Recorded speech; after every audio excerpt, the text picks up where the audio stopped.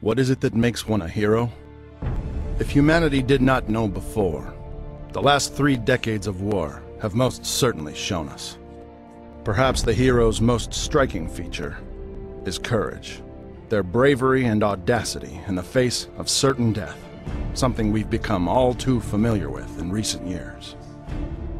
In 2531, the UNSC Spirit of Fire, led by Captain James Cutter, would strike back at the Covenant's attack of Harvest, tracking them all the way to a mysterious Forerunner shield world. Outnumbered and outgunned, the Spirit of Fire would fight against impossible odds, with the crew's unflinching courage eventually culminating in victory against the Covenant. 20 years later, Lieutenant Jacob Keyes would find himself similarly outmatched as an advanced Covenant survey party arrived near Sigma Octantis IV. Alone and with allies too far away to assist, Keyes ordered his ship, the UNSC Iroquois, to pursue the Covenant, fighting them off in a stunning display of bravery and tactical brilliance. This event continues to be cited as one of the most impressive naval maneuvers in the history of the UNSC, informally dubbed the Keyes Loop. And what better example of courage is there than that of his daughter, Commander Miranda Keyes? She would chase the Covenant not once, but twice into the unknown black of slip space, eventually tracking them to the Ark, where she would lay down her own life for a fellow soldier, and help set into motion the events leading to the end of the war. But years before the war came to an end, an expression of this very same courage was made by Colonel Akono Mentieth of the 53rd Armored Division. On May 10, 2545, when the colonel stood before the 12,000 men and women fighting alongside him on the colony world of Actium, he told them this: "Let no one here question our place in human history. That we are here right now is not coincidence or accident. It is our fate. And this war, our birthright, our legacy. Our generation was born to fight the Covenant, and you, my fellow soldiers, were born for this very day. Today the enemy will hear the roar of humanity, and they will fear us." Though Actium would fall less than a month later, the colonel would lead UNSC forces deep into enemy territory, and they, with the aid of a pair of Havoc tactical nukes, would wipe out 3 of the largest Covenant staging areas in recorded history. There would be no survivors in the 53rd Armored Division, but one thing was certain. The Covenant saw firsthand the capacity of human courage and our unwillingness to accept defeat. Some have theorized that as humanity's forces were pushed further inward, as colony after colony fell prey to the relentless execution of the aliens' genocidal campaign, some in the Covenant began to question if humanity's fire could ever be fully extinguished. They questioned if our stubborn refusal to go quietly into the night might ever change the course of the war, turning it to our favor.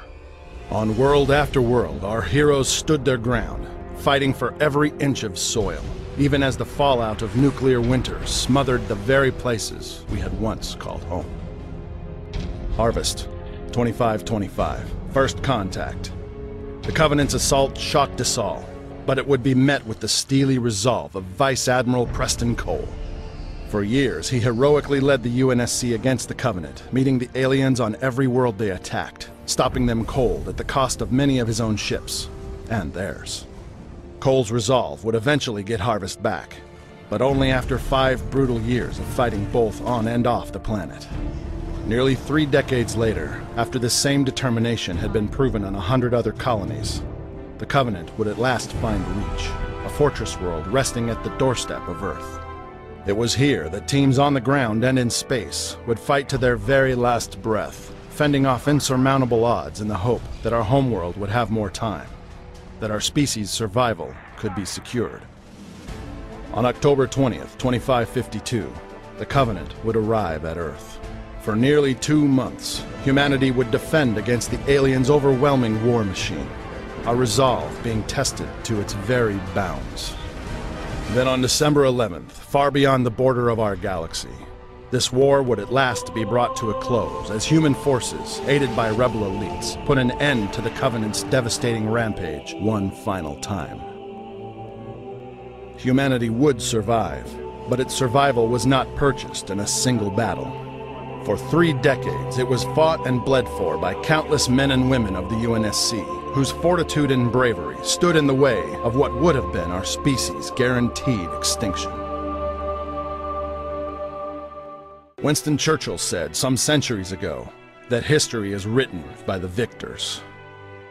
Perhaps he was correct for his time, though one would be hard-pressed to find any true victors in the conflict against the Covenant.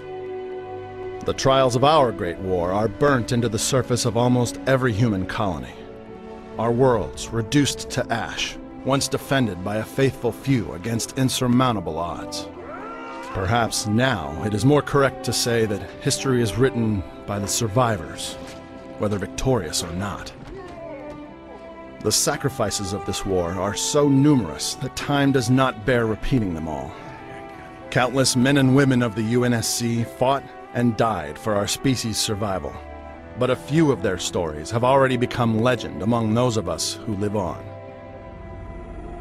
February 2531. The UNSC Spirit of Fire's crew would find themselves deep in unexplored space on a Forerunner shield world with the Covenant preparing to take control of an unstoppable fleet of ancient ships. Sergeant John Forge would lay down his life, manually detonating a slip-space drive in order to initiate a stellar collapse, destroying the fleet and saving those aboard the Spirit of Fire. Although he died alone and far from human space, his actions would stave off what would likely have been a swift and certain obliteration. August 2552.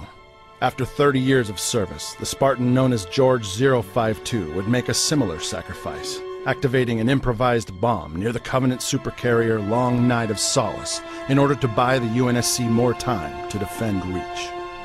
While Reach would fall, he and the other Spartans of Noble Team served as beacons of hope and bravery, defying the Covenant, even in death. December 2552. Sergeant Avery Johnson, having already staved off the Grim Reaper many times before, would stand beside the Master Chief to the very end, dying at the hands of 343 Guilty Spark during the Chief's activation of Halo.